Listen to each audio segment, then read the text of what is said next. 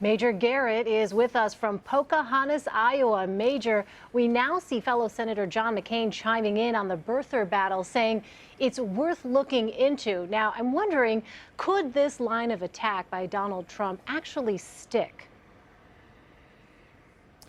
Well, we're going to have to find out. The Cruz campaign has been very cautious in responding to all this. Trump started this on Monday. The Cruz campaign, in conversations with me and lots of other reporters, basically tried to dismiss all this as a complete non-issue, that the legal matters are clear, but Trump keeps pushing it, and with John McCain's voice now adding to it, this is picking up a little bit of steam. And Rand Paul, obviously, at least half joking about the prime ministership of Canada.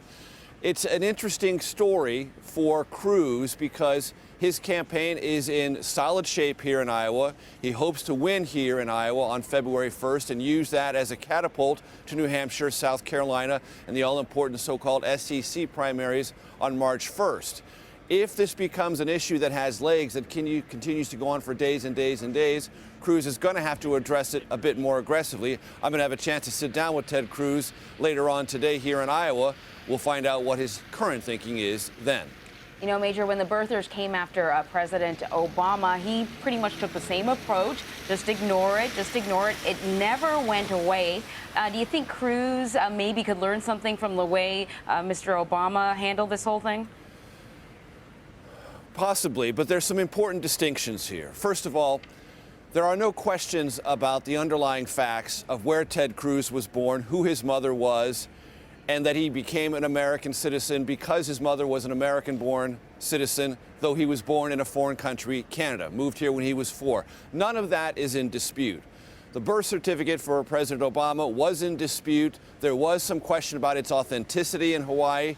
Yes, that dogged then Senator Obama, but obviously it did not in any way, or at least significantly, impair his ability to first win the Democratic nomination, then win the presidency, and then be reelected.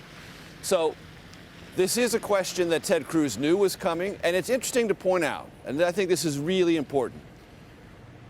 Months ago, Donald Trump said this was a non-issue, legally and politically. Rand Paul said it was a non-issue, legally and politically. Both said they were not going to deal with it or bring it up. Now we're much closer to the Iowa caucuses. We are getting into crunch time, and candidates who once gave Ted Cruz a free pass on this are revisiting it. There is some, if not hypocrisy there, a certain reinterpretation of things they'd once said.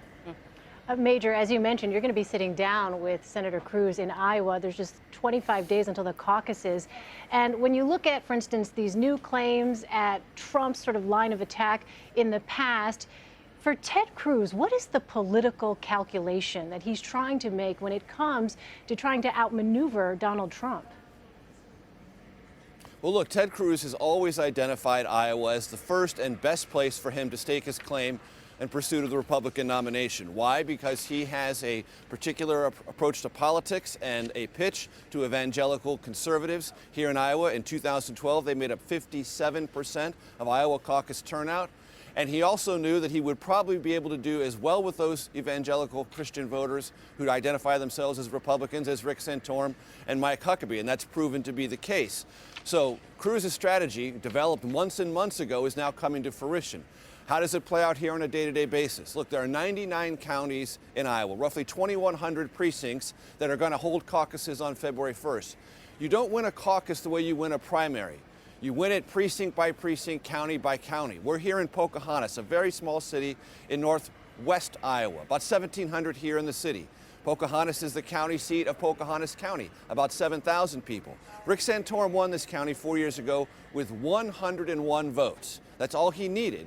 But it's crucial to build that support layer by layer, town by town, county by county, because that's how you build a broad base necessary to win a caucus. That's always been Ted Cruz's strategy.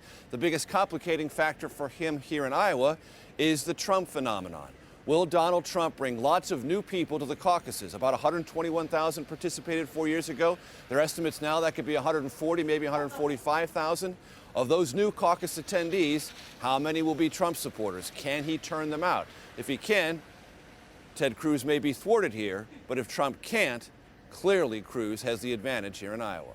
Major Garrett in Pocahontas, Iowa. Thanks a lot, Major. You got it.